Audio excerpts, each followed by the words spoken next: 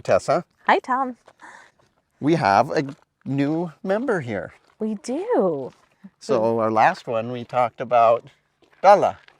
We did talk And about we didn't know her future. So what happened? Well, Bella ended up here with us. How did that happen?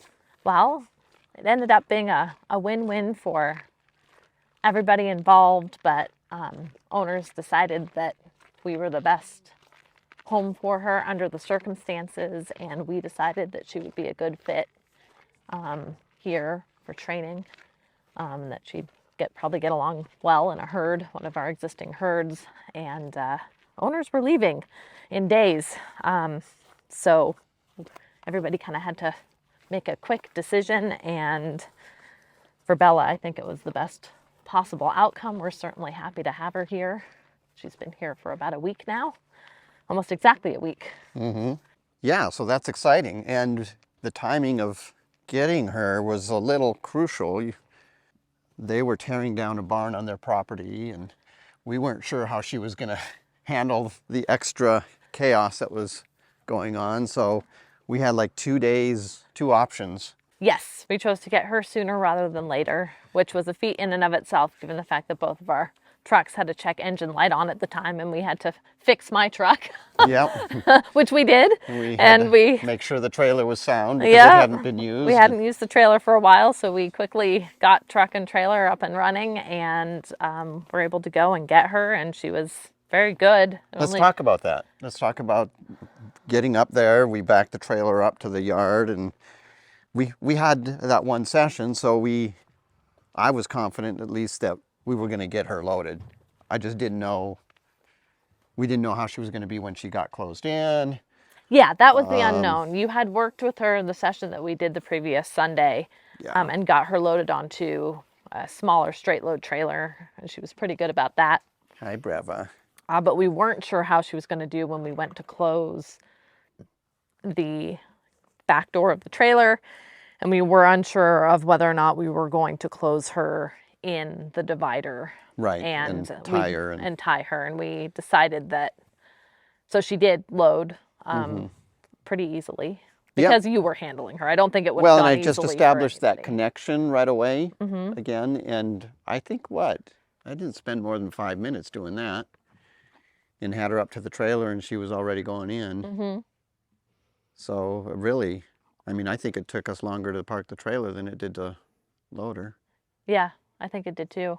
I think you worked with her for about 10 minutes, and then she just loaded right in. Oh, was it 10 minutes? Okay. Yeah, maybe not even 10 minutes. I don't know. So we talked for a while. The divider was left open and locked open, and we just used it like a stock trailer. Yeah, and we decided, so she, according to the owners, she has tied her before, but the trailer is just big enough that we didn't feel comfortable tying her, because if she had set back, she would have been able to put some pretty good pressure on that lead rope before bumping her butt up against the back of the trailer.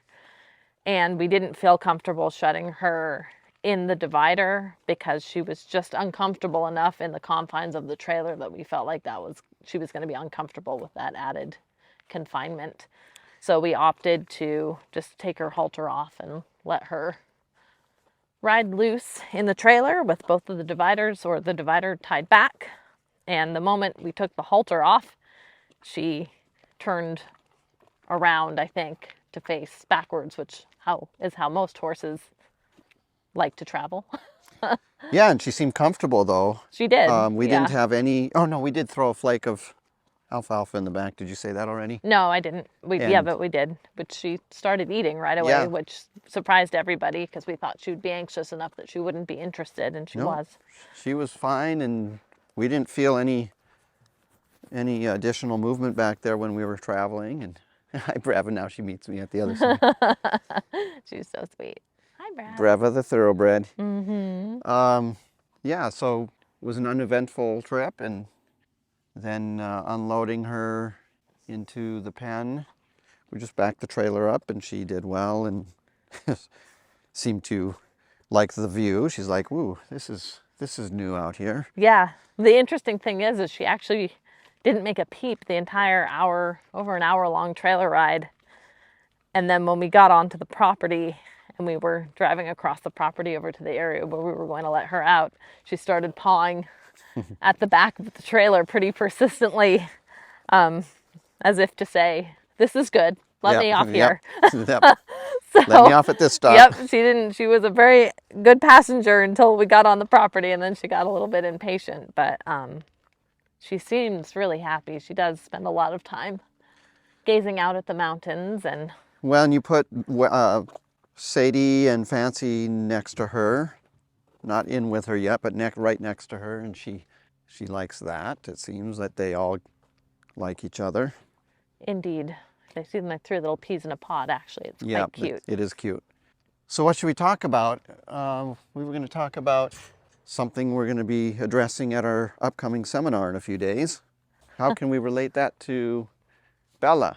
Because this is actually a Bella podcast. It is a Bella podcast. But we've been spending the last, I don't know, week, 2 weeks, having some good discussions about the idea of control. And our discussions have ranged from what that means in relationship to horses and what that means in relationship to relationships and all of those things.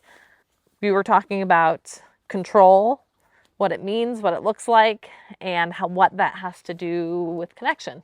Yes, and we wanted to reframe control into what we mean by that is to influence an outcome. Yes. Right. So. Yep. And we got even more granular. We did. And I think what we mean in the context of at least our training, if we're talking about being in control or out of control, is the ability to influence a situation to maintain order. Right. So that's what we mean. We're not referring to it as being controlling. Right. We just mean maintaining order. Right. And having influence and the ability to maintain order. Which requires what? What's like the central theme in that? Like what's to maintain or to be able to influence something, you have to have connection. Have connection, yeah. So, which is interesting. So back to Bella also, I wanted to work just a little bit with her just to see, where we're going to be at these seminars. And this next seminar, we're going to include her. And I thought, well, we'll work on connection. But I wanted to at least know where she was at. And 3 minutes into working with her while she was here, I was like, I am not going to do any more with her because she's going to improve too much. And I want people to see some of that improvement in real time. So I was going to do one session between having brought her here and the seminar and decided 3 minutes into it that I'm not going to do a thing. But yeah, so back to like it's real easy for people to relate to when something is out of control, when they feel out of control in their lives or out of control with a situation. And with the horses, we're working with two beings, the human and the horse, and I feel like the horse can feel out of control or in control of something, and the human can feel out of control or in control with something in that situation or in that environment. And I think people are most confident when they feel like they're in control. Which is reasonable. Yeah. I think we're somewhat programmed to want that. But that's really when they feel the ability to influence the situation. Yep. And have it respond in a predictable way. So this idea of being out of control, everyone can relate to that. And with our horses in being out of control in a situation, really I see that as a disconnect. Like the situation has gotten out of control because there's a disconnection between horse and human. And I think the natural inclination for humans is to try to be controlling, like you said, in that scenario. So now you've gone from a situation that's getting out of control or that is out of control, and the human does whatever it can and becomes this controlling entity. And what does that look like usually? Very restrictive. Restrictive. That's a great word. Mm-hmm.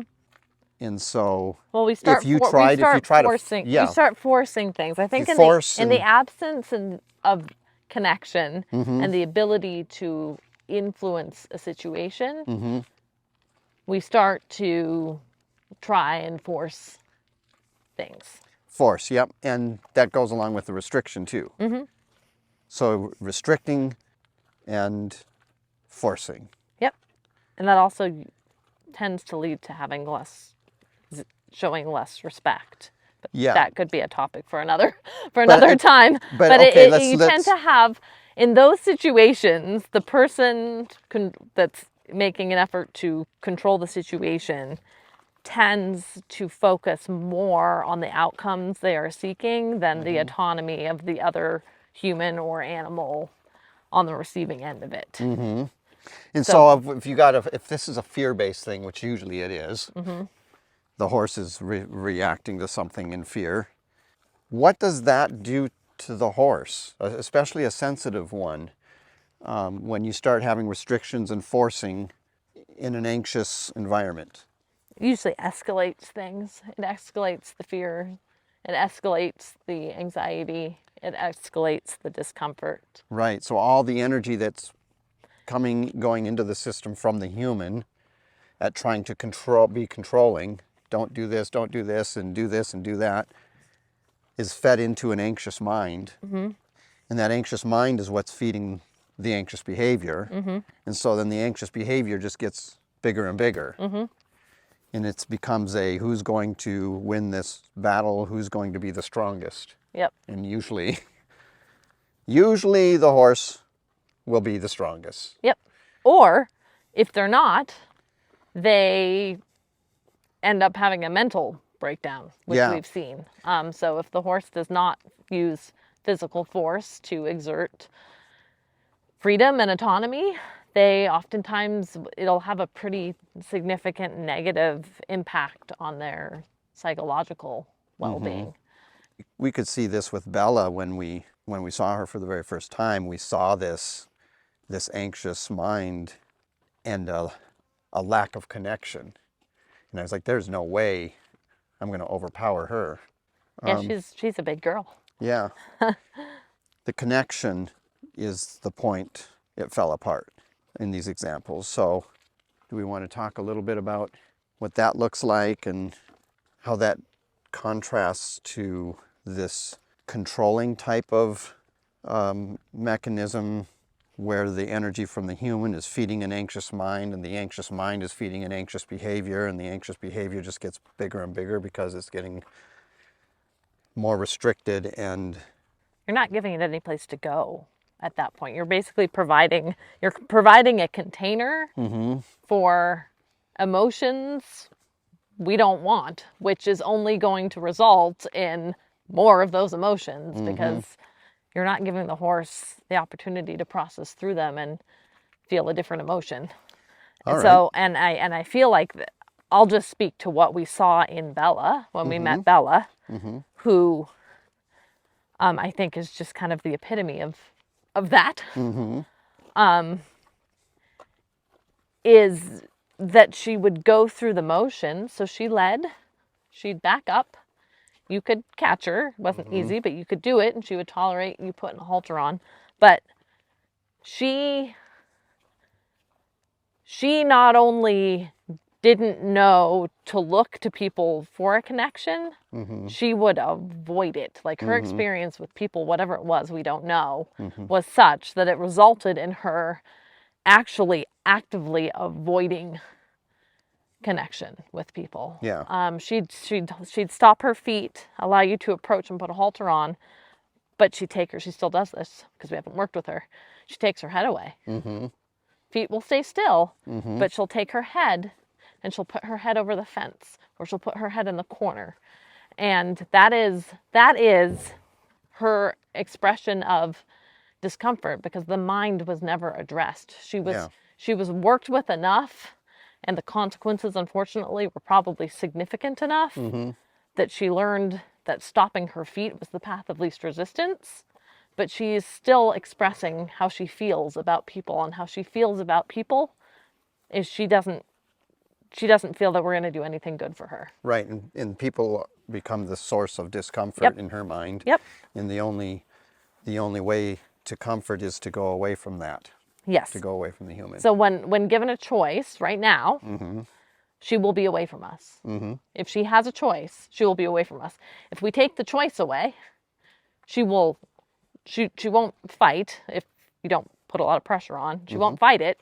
She'll tolerate our presence with the halter on, but not in a connected way. No, it's like she's waiting for that to go away. Yep. She's just tolerating it enough until it goes away. Until it goes away. Yeah. So we are not only not the source of comfort to her, we are a source of discomfort Yeah. to her, which is the way a lot of the horses come to Yeah. us. Very few of the horses on this property came here with a good view of people.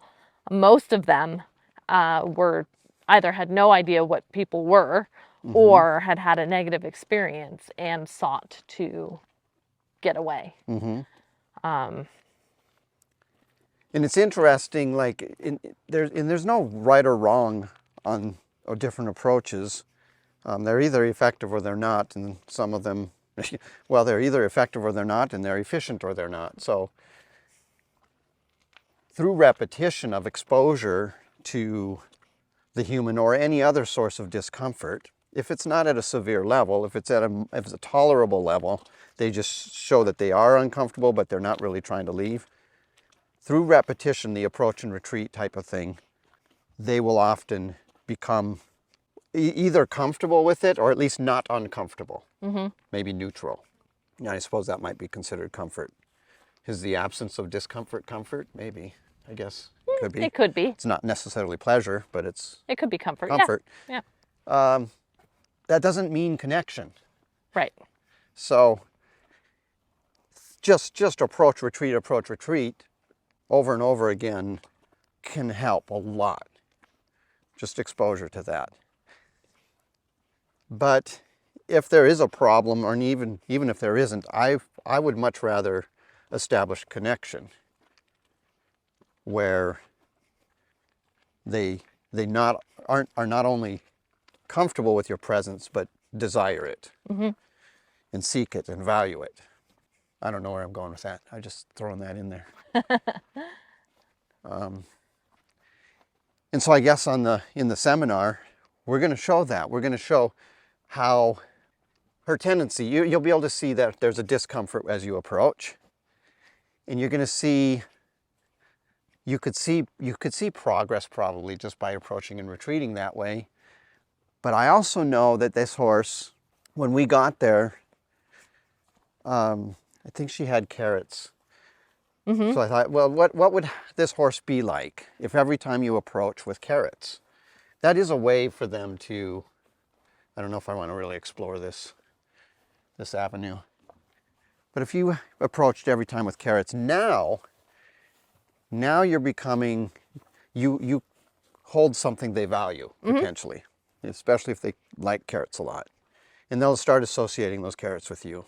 And so through repetition, they may desire your presence just because you also have a carrot.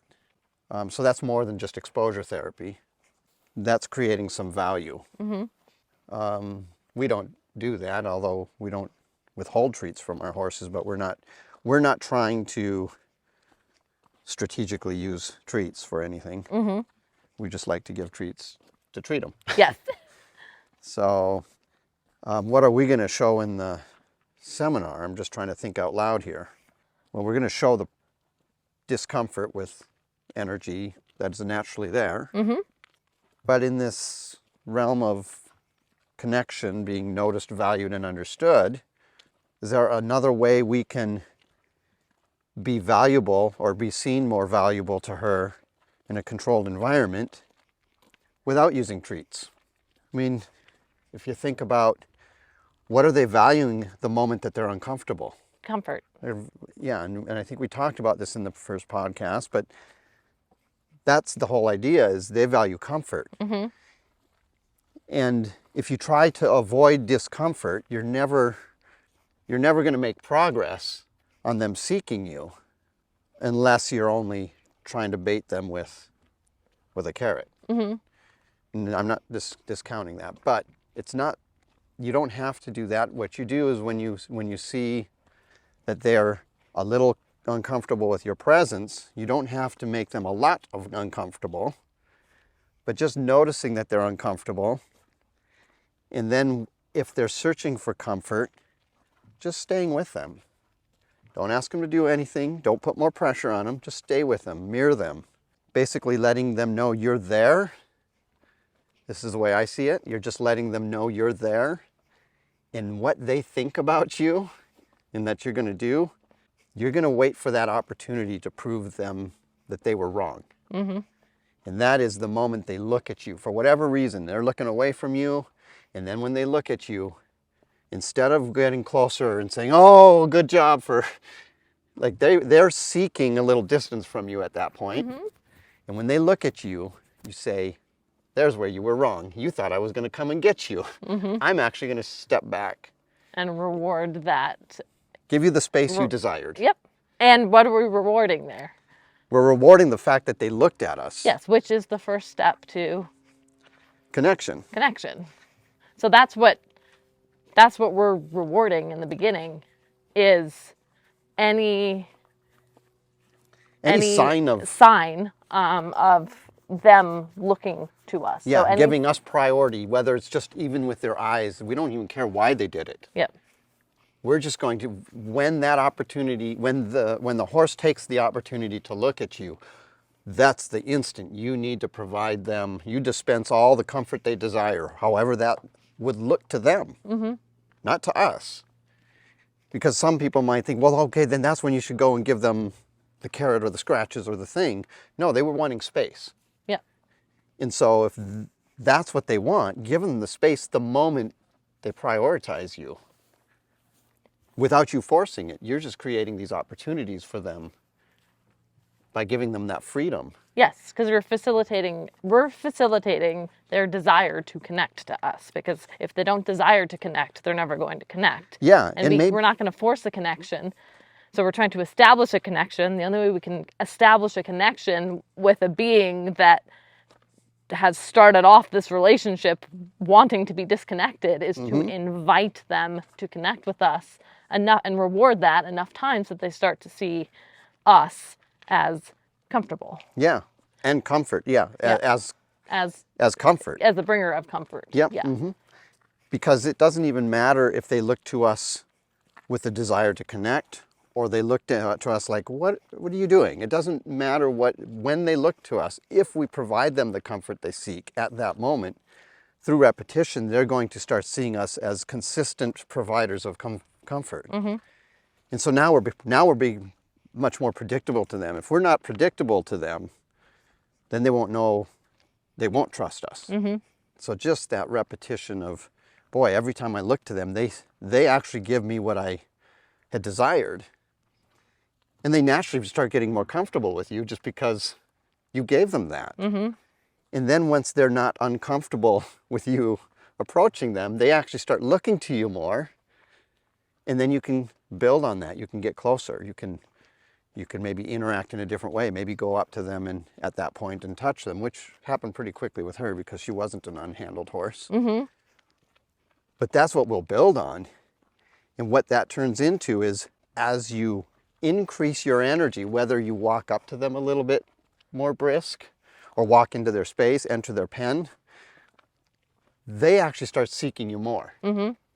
So now more energy starts to equal more effort on their part to seek whatever it was they desire. And if the comfort is what they desire, and they see you as comfort, they start seeking you with more effort, the more energy that's put into that equation. I hope that makes sense. It makes sense. Makes sense to me. And that's still without asking them to do anything. Right. This is just asking for connection. You're not even asking for it. Yep. You're desiring connection, but you're inviting it. You are creating an opportunity for it. You're simply existing in their presence, noticing them, valuing their state of mind, and understanding their body language and what it means. Mm-hmm. And then using your position and their being compassionate about their state of mind, you are starting to influence the environment in a way that creates opportunities for them to value you or show preference to you. Yes. Oh, Finn. What's he doing there? He's making a face when I scratch the side of his mouth, and it's very entertaining. Oh, he's adorable. So I think in the seminar, we're going to see that Bella notices us very quickly, like she did when we first met her, and she met us with snorts. That's how. Yes. I don't think she's going to do the snorting. Maybe, I don't know. Yeah, she still does. She'll still snort if I go in there. Yeah. Okay. So she might do that, which Yeah. is fine. And then we will wait for that. We will create opportunities and wait for those moments that she gives us attention, and then reinforce that by giving her what she wants, Which is distance. which is distance, and we'll give her some praise, and we'll do that to the point that it doesn't have to be a point where she's actually walking up to us, but where we build on that, create some predictability, some trust with her, that we can start touching her again, and then we can start influencing just where she's looking by putting our hands on her. She's not head shy. Was she head shy? No. I didn't think she was. We didn't try to put a fly mask on yet. You were able to get your hand up over her pole, and Oh yeah, she yeah. was She was not responsive resistant. to it. Yep. Yeah, but not avoidant. Yep, not avoidant. But then she started giving, which I have this little test that I do where I will flex or tip the horse's head towards me. I'm off center right at this point. I'm maybe off to just a little bit to the side in front of them. And I'll tip their nose towards me and tip their chin up a little bit.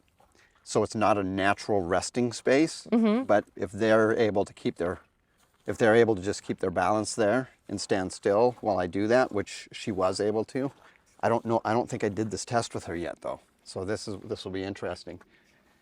But then I will add a little energy through either smooching or a little stick energy, just waving a little bit, and see where they go from there and how they respond. Should I explain that a little? Or? Yeah, I think you should. So at this point, their chin is resting in my hand, but I'm not holding it in place. I'm just Guiding them. It's just Yeah. guiding. Yeah. Yeah. It's resting, and then I'm waiting. There's really no guidance until they move.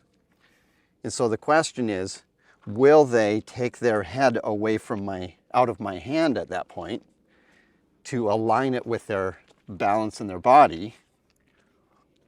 Or will they adjust their body and their balance to be more in line with their head position, which is off at an angle a little bit? It's not being contorted or anything. I'm not. This is. I want to make it clear that this is very much a freedom in that. Like there should be no resistance in that head at this point, and they're just resting their chin on your hand. And what I find is horses that have not been trained to connect more and look to you for comfort and whatever, they will take their chin out of their hand and pull their head away to find comfort elsewhere.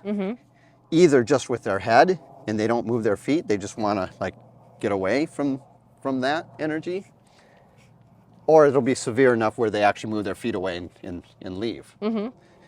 But that's really telling, because when you have a horse that will keep their chin in your hand and they move their body to be more in line and actually come towards you a little bit and look to you more, now we have a change. Now we have a horse that's starting to look to you for comfort when there's a little bit of dissonance.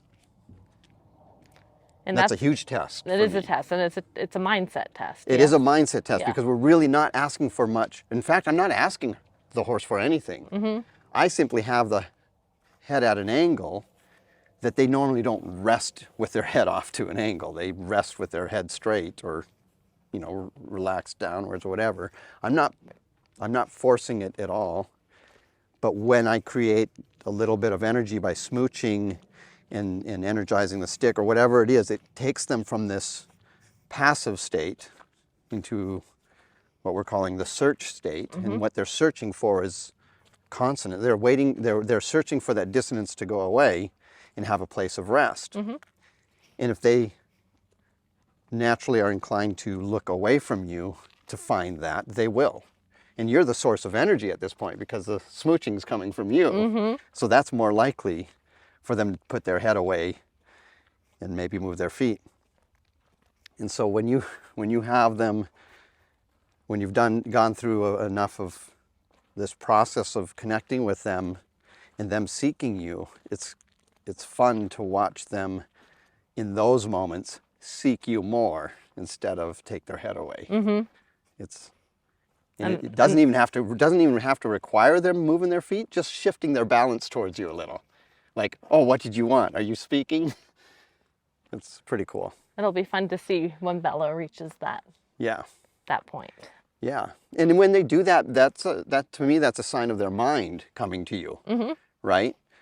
Even if they, whether they're distracted or not, maybe they're daydreaming, or maybe they are completely in tune with you, but you're not asking anything of them, so you just don't know till you test, till you put some more energy into this equation to see where that ends up going.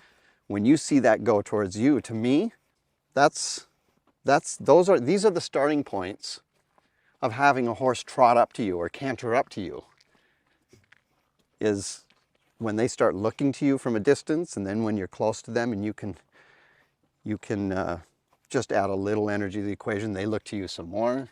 Well, you keep multiplying that with energy. It goes from just the head tipping to you and looking to you to them cantering up to you. Which is amazing. People always ask you how you achieve that. Yeah. How you achieve that kind of energy coming towards you. Especially when they see you putting more energy into the equation and the horse is coming to you with more energy, they're like, that's contrary to Mother Nature. Because that you would think that they would go away from the energy, but that just tells you now you have converted the whole meaning of energy. Energy isn't the language as much in that instance as much as it means effort. Hi, Zara, one of our brilliant Liberty students here. Zara, where are you going? The Arabian. So, how are we going to conclude this episode? Well, anybody that's coming to our next Transformational Communication seminar will see Bella's progress, because we're going to work with her. So we'll hopefully illustrate some of the concepts that we discussed today. And we're working with Fancy on the process to the lay down.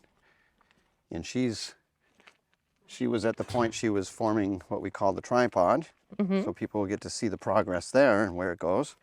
And she's also going to be the one that we're doing the first ride on.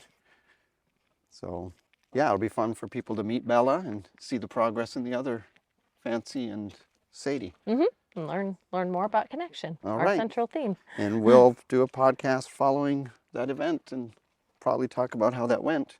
So I look forward to that. Yes. Till next time. Till next time. Thanks for listening to Hoofbeats on Main Street podcast. If you would like to submit questions or short videos for review, our email is hoofbeatsonmainstreet@gmail.com. This podcast is a product of C.A.R.E for Horses Foundation. You can find C.A.R.E for Horses Foundation on Facebook and at careforhorsesfoundation.org.